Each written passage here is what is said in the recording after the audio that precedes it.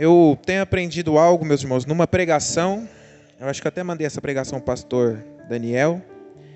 E eu achei muito interessante o que foi falado. Quando a gente abre em Ezequiel 47, ali a gente vê a experiência do profeta daquelas águas que saem do trono, do templo, não é? E a Bíblia fala que um anjo media 1000 côvados e as águas batiam no tornozelo. Aí dizia, e ele media mais 1000 e me fazia passar águas que batiam nos joelhos. Media mais 1000 e me fazia passar águas que batiam nos lombos, né? Vai aprofundando. E o pastor dizia assim, o culto é dessa forma. Você chega, as águas estão lá no seu tornozelo, nos hinos da harpa, né? E o Espírito Santo vai te impelindo a passar para águas mais profundas, né? Tem gente que quer ficar só com a água lá no tornozelo. Mas tem gente que vai se deixando ser levado pelo Espírito. E nessa noite agora é águas mais profundas, é a palavra, amém? Todo culto ele vai falando, todo culto a gente vai recebendo.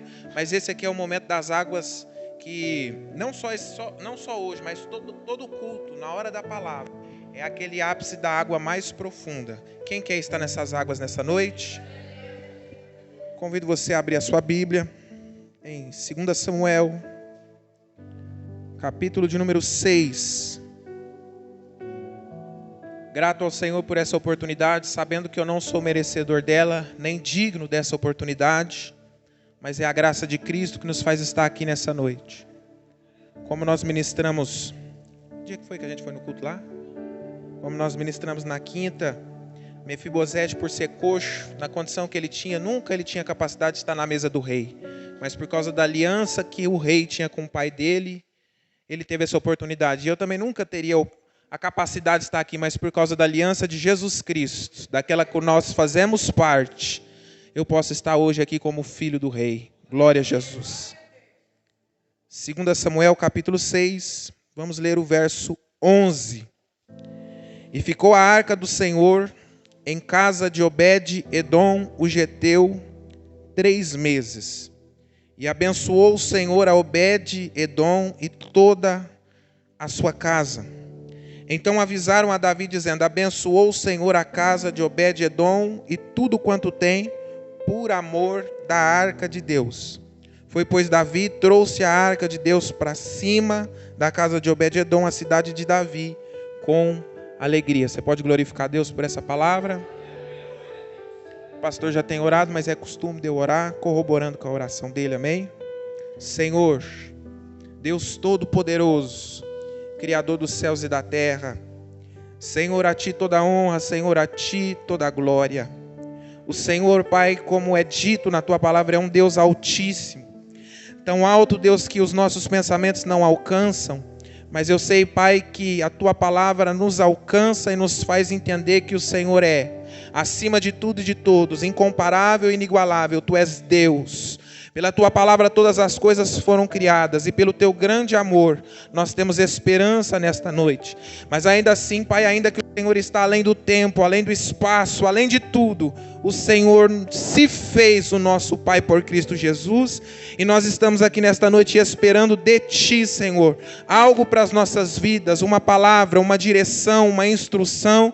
E pedimos ao Senhor, Deus, que usa o Teu servo, usa a minha vida aqui nesta noite para falar com o Teu povo, Pai, com os Teus filhos. Senhor, Tu conhece o meu particular, sabe da minha estrutura.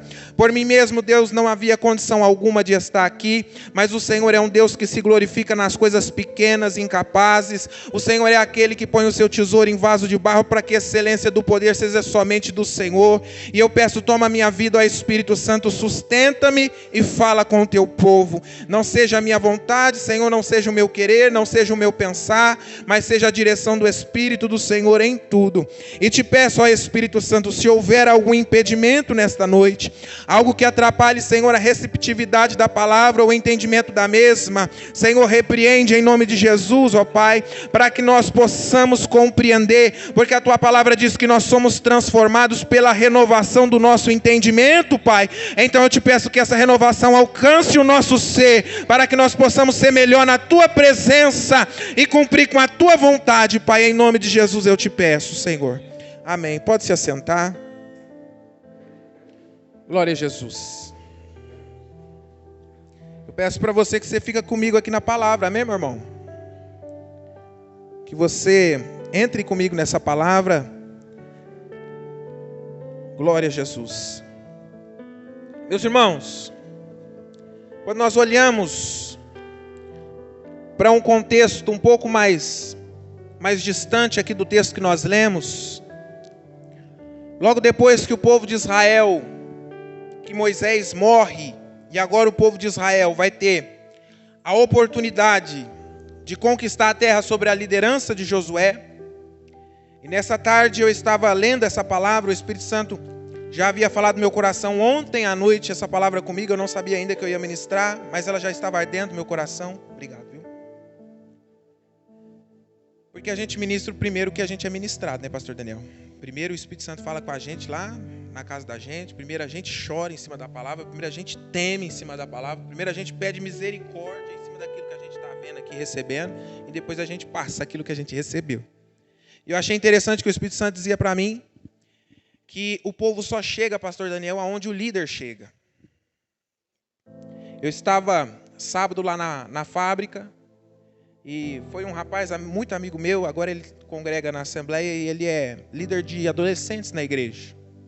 E eu dizia para ele, irmãos, como que está a oração cotidiana? Porque crente não ora, irmãos, só de semana em semana, de 15 em 15 dias. Crente tem que orar todo dia.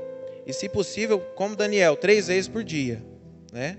Se eu como todo dia, tomo banho todo dia, por que eu vou orar uma vez lá ou outra, né? Falei, irmão, como que está a oração? E ele disse, está fraco. Falei, não, irmão, pega firme. E daqui a pouco ele falou para mim assim, nossa, eu preciso fazer uns trabalhos com os adolescentes lá e preciso avivar aqueles adolescentes, né? E eu falei, para ele ser avivado, primeiro você tem que ser avivado. Porque o povo só chega onde o líder chega. Se você quer que a sua casa, homem, chegue em lugares extraordinários, primeiro você tem que chegar em lugares extraordinários. Se você quer que seus filhos sejam uma bênção, você tem que ser uma bênção. O povo de Israel ficou no deserto 40 anos até Moisés morrer e o povo todo morrer. Agora, tem uma nova liderança e essa liderança pode conquistar. Então vai para a terra e eles conquistam a terra. Só que nós vemos que o povo eles chega na terra e os primeiros capítulos de Juízes vai dizer que Judá é o primeiro a lutar na terra, porque a gente sabe que Deus leva eles para aquela terra, a terra de Canaã, mas ali habitavam várias nações. Havia os cananeus naquela terra, havia os jebuseus naquela terra, muitas nações diferentes, os amonitas, né? Os amalequitas. E nós vemos que as tribos agora começam a lutar, a ganhar, só que eles não fazem o que Deus mandou eles fazer. Isso está nos primeiros capítulos de Juízes. O que acontece? Deus havia falado para eles, olha, quando vocês chegarem na terra, eu vou dar vitória para vocês contra as nações. Só que vocês precisam destruir completamente. Não deixa nada. Só que o povo não faz isso. O que o povo começa a fazer? Conquista, fica mais forte e escraviza o povo. E nós vemos aqui no capítulo 1 de Juízes, que todas as tribos, a começar do verso 21 do capítulo 1, Benjamim, a casa de José, Efraim, Manassés, Zebulon, Azer, Naphtali, todas as tribos, eles combatem os moradores da terra, mas não tira o povo da terra, eles deixam lá. E agora no capítulo 2 de Juízes, um anjo do Senhor brada em Israel para repreender o povo. E diz o seguinte para eles, olha, eu disse para vocês não fazer aliança e não fazer um concerto com os moradores da terra. Eu disse para vocês, derruba os altares, mata todo mundo e tira todo mundo. Mas agora, como vocês deixaram eles aí na terra, eles vão ser um importuno para vocês. E mais, a cultura deles, os deuses deles vai ser um tropeço para vocês. Meu irmão, quando nós entendemos santidade, nós vemos que santidade é separação. Deus não nos chamou para mistura. E o povo deixa misturado, parte Israel, parte cananeu, parte amalequita, parte filisteu. Deus não quer isso, irmãos. Porque Deus quer que a gente vai conquistando áreas da nossa vida e deixemos somente para Deus. Não dividimos com nada e nem ninguém. E muitas das vezes a gente sabe que precisa tirar, mas a gente ainda quer deixar um pouquinho. Aí o anjo do Senhor repreende o povo. E a Bíblia vai dizer, o povo serve ao Senhor todos os dias de Josué. O povo é fiel. Porque se tem um líder fiel, o povo é fiel. E a Bíblia diz, morre Josué, mas os anciãos da época também conhecia o Senhor e tinha visto tudo o que o Senhor fizera. Então o povo ainda continua servindo ao Senhor, porque ainda tem na terra gente que conhece ao Senhor. E a Bíblia diz, morre os anciãos, mas aquela geração que foi instruída por Josué, que foi instruída pelos anciãos, aquela geração ainda conhecia o ensinamento e aquela geração ainda permanece fiel. Só que a Bíblia diz, no verso 10, Juízes capítulo 2 e versículo 10, que nasce agora uma geração que não conhecia ao Senhor. E essa geração, por não conhecer ao Senhor, ela abandona e vai servir Baal e vai servir Astarote. Se hoje, pastor Hudson, nós vemos a igreja, não diga a igreja como corpo, como organismo de Cristo, mas a igreja institucional, se ela tem gerado tantos escândalos por aí como a gente vê, tanto sincretismo e tanta coisa errada, é porque a geração dos que conheciam a Deus morreu e não passou para a próxima geração o conhecimento. Se hoje nós vemos muitas vezes uma igreja perdida, é porque falta líderes, é porque falta ancião, é porque falta profeta que diz, eu conheço o Senhor e eu sei qual é a vontade dele para as nossas vidas. Meus irmãos, meu tio, ele mexe com porco no rolete. E às vezes faz boi no rolete também. Então, arma aquela estrutura para assar um porco, às vezes aquele porco é enorme, boi então nem se fala. E ele tem que acender grandes quantidades de carvão. E uma vez ele disse para mim, uma vez ele estava temperando porco, eu falei, tio, como é que o senhor acende aquele tanto de carvão? Porque às vezes para acender uma churrasqueirinha assim já é complicado. Ele falou, eu tenho que fazer pontos. Por exemplo, ele faz um ponto aqui, coloca fogo, cobre de carvão, faz outro ponto aqui, faz outro ponto no meio, faz outro ponto aqui e aqui. Aí aquele ponto vai acender nessa área, esse ponto esse, daqui a pouco está tudo aceso, irmão. E a igreja é a mesma coisa. Porque se a gente chega no culto e está todo mundo frio, então nada acende. Mas se chega aqui, a irmã Alessandra está acesa ali com a presença do Espírito Santo, e o pastor Paulo está aceso aqui no altar, e tem lá o irmão que está aceso ali, de repente aquela manifestação, aquela glória vai se espalhando. Você observa que daqui a pouco um está dando glória e o outro está dando glória. Um está chorando, daqui a pouco o outro está chorando, porque a chama do Espírito Santo que arde em mim, ela vai passando um para o outro. Nós precisamos transmitir o conhecimento, as experiências que nós temos com Deus. Aquela geração não conhecia o Senhor e abandona. Aí o livro de Juízes inteiro vai ser em cima disso. O povo deixa o Senhor e infelizmente, coloca aqui Números capítulo 34. Deixa eu ver se é isso mesmo, né, gente? Números 34, 14. É o contrário, 14, 34.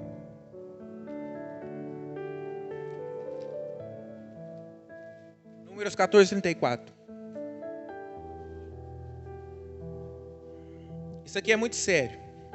Segundo o número dos dias em que espiaste esta terra, 40 dias cada dia representado um ano, levarei sobre vós as vossas iniquidades. 40 anos. E conhecereis o que, igreja? Conhecereis o que, irmãos? Eu peço muitas vezes ao Senhor, Senhor, me dá a tua repreensão, me dá a tua correção, mas não me dá o teu afastamento. No Salmo 51, Davi diz, não me lança fora da tua presença, e não retira de mim o teu Santo Espírito. Porque a nossa vida começa a virar um cenário de derrota, quando o Senhor se afasta. Não é que a culpa é dele, são as nossas atitudes que faz ele se afastar. E cada perímetro da nossa vida que o resplandecer da glória dele não está tomando conta, as trevas entram. Cada parte da nossa vida que a presença dele não está, o inimigo domina. E acontecia isso com Israel. Israel deixava, porque quem deixa somos nós. Israel deixava o Senhor se afastava e os inimigos dominavam. Mas quando os inimigos dominavam, Israel clamava. E quando, irmão, que amor que é esse de Deus? Porque se é eu dizia, não, mas você está achando que eu sou palhaço? Quando nós clamamos, por mais que nós somos errados, foi louvado aqui várias vezes. Quando nós clamamos, o Senhor, Ele está pronto para nos perdoar, Ele está pronto para nos abraçar, Ele está pronto para restaurar. Não me pergunte que amor que é esse, mas esse é o amor dele. É o amor que Jesus relata em Lucas capítulo 15, aquele filho desonrou o pai, torrou toda a sua herança com coisas fúteis, mas quando ele abraçou o pai, quando ele voltou, o pai o abraça com alegria. Esse é o Deus que nós servimos. Todas as vezes que Israel clamava, Deus levantava alguém. E esse Deus instituía libertador.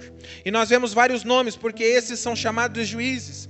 Nós vemos Gideão, nós vemos Débora, nós vemos Jefté e nós vemos Sansão, não é? Quando chega em Sansão, nós vemos, porque assim, Gideão enfrenta um grupo de morador. Gideão enfrenta os amonitas. Jefté enfrenta os amalequitas, um exemplo. Agora, quando chega em Sansão, o grupo que está dando trabalho são os filisteus. Isso em Sansão, acredito que em capítulo 13 de Juízes. Quando chega em Sansão, os filisteus começam a se assenhorar de Israel. E a Bíblia vai dizer, 40 anos, os filisteus vão ficar oprimindo o povo de Israel. Só que aí se levanta Sansão, Sansão tem uma participação ali.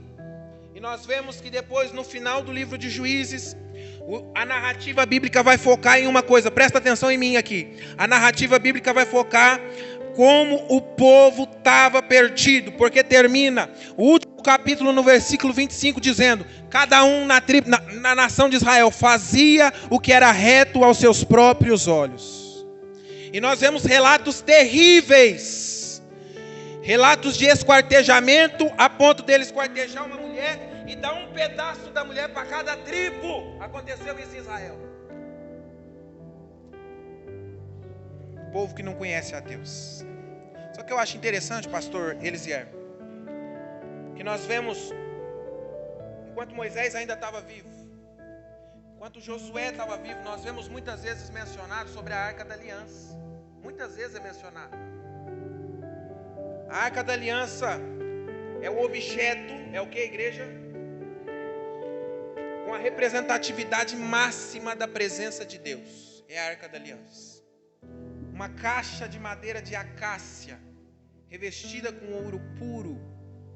E lá dentro tinha 3 coisas: a tábua de pedra com os mandamentos, a vara de Arão que floresceu, o maná, um pote de maná ali dentro. E aquela caixa era tampada com uma tampa chamada de propiciatório. A tampa era ouro puro.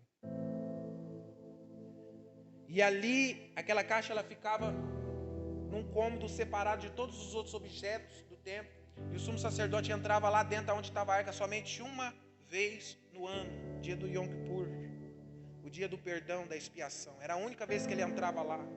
Antes dele entrar lá dentro onde estava essa arca, primeiro ele tinha que colocar um incensário ali e fazer aquele lugar se encher de fumaça. Por isso que a gente louva: no Santo dos Santos, a fumaça me esconde, só teus olhos me vê. Debaixo de tuas asas é o meu abrigo, meu lugar secreto, só tua graça me... e tua presença é o meu prazer. E ele cobria aquele lugar de fumaça e entrava ali dentro. E na tampa do propiciatório ele pegava o sangue do sacrifício. E toda a nação de Israel estava sacrificando. Porque era o dia que você tinha que fazer a sua alma se lembrar dos seus pecados, da misericórdia de Deus. Era o dia específico para isso. Toda a nação está sacrificando milhares de sacrifícios. E ele pega sangue de sacrifício, representando todo o sacrifício. E ele molha na tampa do propiciatório. E Deus dizia: é ali na tampa, sobre as asas do querubim, que eu me apresento, que eu me encontro com o sumo sacerdote. Aí você imagina, pastor Elisier, aquilo que é eterno, aquilo que não tem fim, se encontrando com aquilo que é finito, aquilo que não está limitado ao espaço nem ao tempo, se encontrando com o homem. Ali era onde Deus se encontrava. E nós vemos várias menções da arca. Por exemplo, o dia que foi atravessar o Jordão, os sacerdotes com a arca, eles têm um papel principal. Ali está a representatividade. Só Só que a gente vê também na Bíblia, quando vai carregar a arca, tinha que cobrir ela com tanto de coberta, porque não podia olhar. Era algo muito santo, muito sagrado. Só que eu acho interessante que no livro de Juízes, não é mencionada a arca a não ser uma vez só. É tão mencionada a arca nos dias de Moisés, é tão mencionada a arca nos dias de Josué, mas nos dias de Juízes a arca não aparece. É porque a narrativa bíblica só foca onde tem homem e mulher de Deus. E agora a arca só vai aparecer de novo, só vai falar sobre a arca de novo, quando aparece aqui 1 Samuel. Aí vai falar sobre a arca. Porque a Bíblia vai dizer, lá no tabernáculo, aonde estava o sumo sacerdote, esse que tinha que ter um encontro com a arca. Deus está irado, Deus está zangado com o comportamento daquele sacerdote. E eu acho interessante, se você puder abrir 1 Samuel, capítulo 29. Que agora a narrativa volta para cá, volta para o tempo. 1 Samuel capítulo 2, verso 29. É isso. Deus pergunta para o sumo sacerdote Eli: por que dais coice contra o sacrifício e contra a minha oferta de manjares que ordenei na minha morada? Isso é sério. E honra a teus filhos mais do que a mim. Ofni e Finéias, sacerdotes, filhos do sumo sacerdote, eles brincavam com as coisas de Deus e tratavam aquilo ali como se fosse qualquer coisa. Eles roubavam os manjares de Deus e o sacerdote não repreendia. E Deus está dizendo: você honra os seus filhos mais do que... Infelizmente na igreja tem gente assim. Não repreende os filhos. E o problema de Israel é um problema geracional. Se os pais ensinassem os filhos a servir ao Senhor, aquela geração não tropeçaria tanto. Se os pais repreendessem os filhos pelos seus erros, aquela geração não tropeçaria tanto. E hoje a gente vive uma geração de gente mimada, uma geração de um povo que não conhece a Deus e nem quer conhecer a Deus, porque os pais não ensinam a palavra e os pais não repreendem quando erra. O Senhor falou muito comigo, até estou conversando com o pastor sobre esse tema, sobre essa passagem, porque tem umas coisas complexas. Quando a mãe dos filhos de Zebedeu, a mãe de Tiago e a mãe de João, Jesus está caminhando para Jerusalém na sua última semana de ministério, ele está caminhando para Jerusalém. A expectativa dos discípulos em Jesus é que ele ia tomar o reino, porque essa é a expectativa deles. Ele é o Messias, ele vai assumir o reino, vai libertar a gente de Roma, não é? E agora chega eles adorando a mãe e os dois filhos e fazendo um pedido. E o Senhor falou no meu coração aqui: por que a gente tem mania de relacionar adoração com petição? Adoração é gratidão. Eu não adoro a Deus pelo que Ele vai fazer, eu adoro a Deus pelo que Ele já fez, e principalmente pelo que Ele é. Eu não tenho que ficar adorando pensando, enquanto eu adoro, Deus está fazendo, enquanto eu adoro, Deus vai fazer, enquanto eu... Não, irmão, eu tenho que adorar porque Ele já fez, porque Ele já é. E ele chega fazendo um pedido, a mãe chega fazendo um pedido. Jesus fala: o que você quer? Eu quero que os meus dois filhos, João e Tiago, um assenta à direita e o outro assenta à esquerda no teu reino. Jesus fala para ela: você não sabe o que você pede. Porque hoje tem muitos pais e muitas mães que, se eles puderem pôr o filho sentado no trono, eles põem lá em cima. Ai, meu bebezinho, meu filho. Irmão, tem que ter todo o amor. Tem que ter todo o amor. Mas a gente tem que ter algo, um fruto do Espírito chamado temperança. Nem de mais e nem de menos. Na medida. Na instrução do Senhor. Para a gente formar um homem e formar uma mulher de Deus. Jesus disse: você não sabe o que você está pedindo. Porque eles podem beber do cálice que eu bebo e ser batizado no batismo que eu sou batizado. Porque a mãe está querendo exaltar e colocar no trono, mas Jesus está falando: para chegar lá em cima, primeiro tem que ir lá embaixo. Eu vou ir sentar no trono, mas você não sabe ainda o que eu vou passar. E eu vou dizer para você, pai e mãe, nessa noite: não poupe o teu filho dos sacrifícios que ele tem que fazer na vida. Não poupe o teu filho de conhecer a um Deus que prova. Não poupe. Jesus disse: você não sabe o que você está pedindo. E Eli é repreendido porque honra mais os filhos do que Deus. Mas tem uma mulher, como foi louvada essa noite, ela nem podia ter filho, mas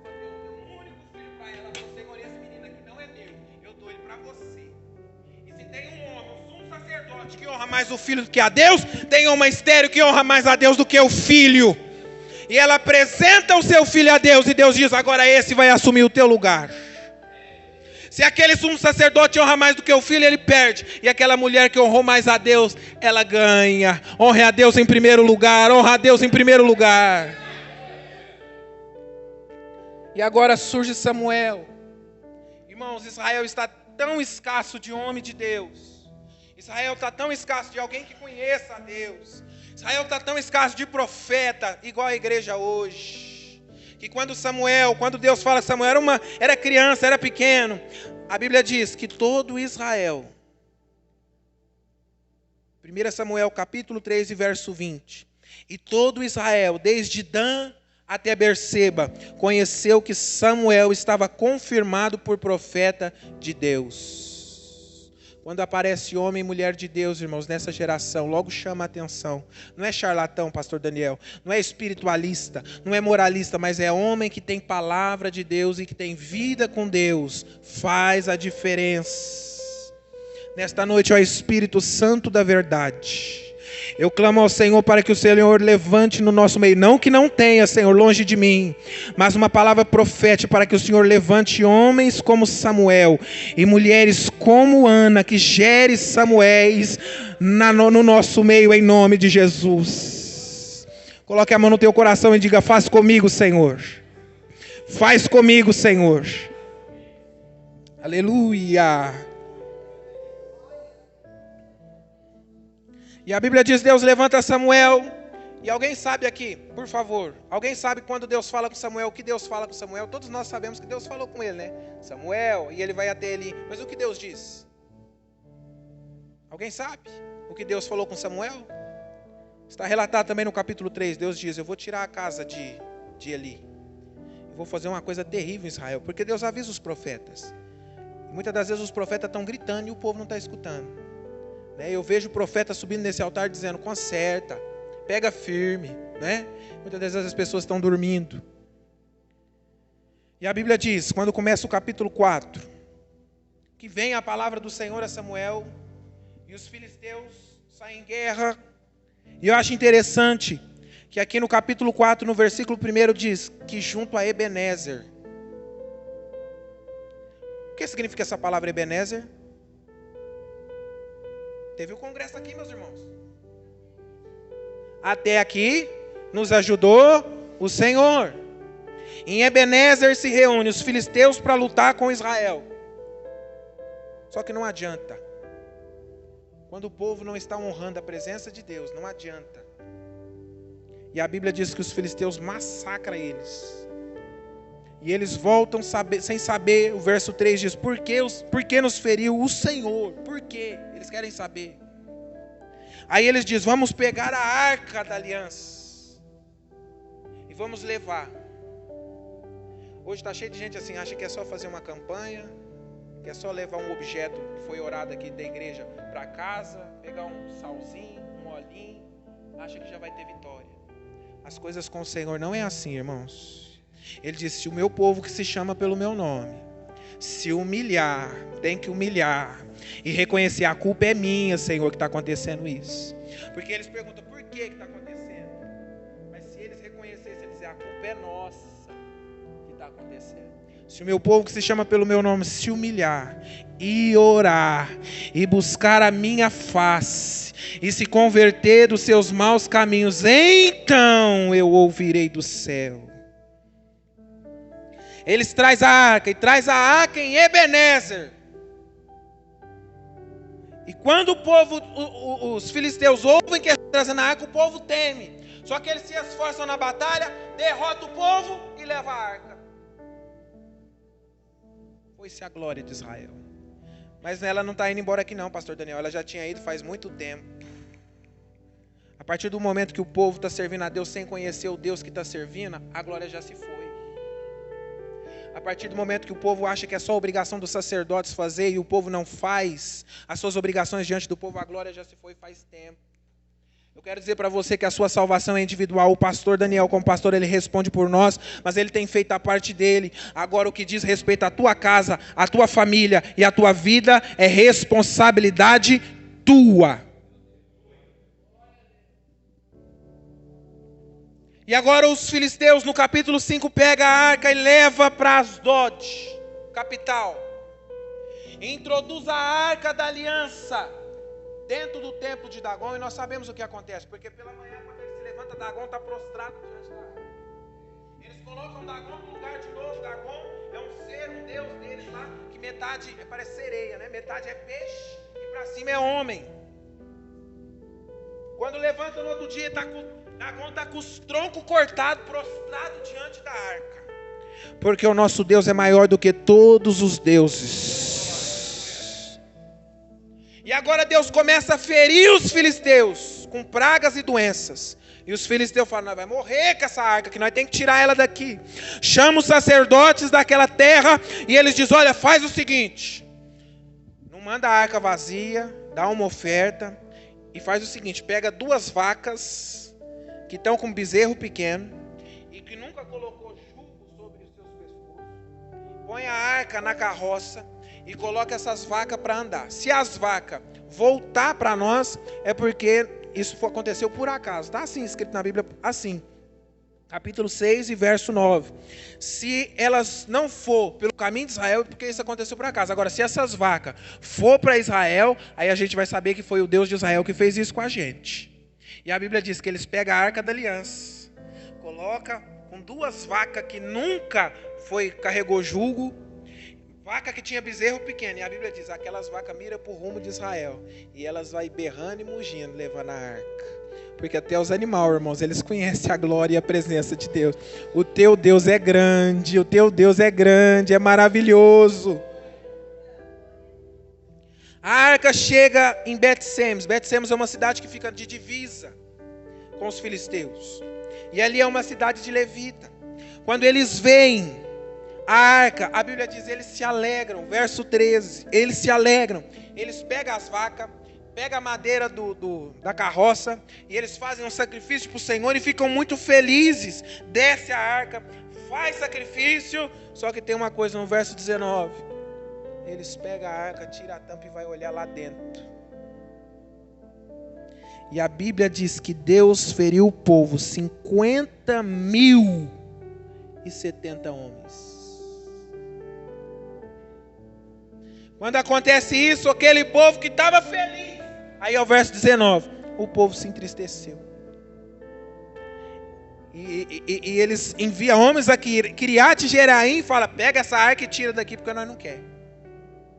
E a Bíblia diz, eles trazem a arca à casa de um homem chamado Abinadab, capítulo 7 de 1 Samuel.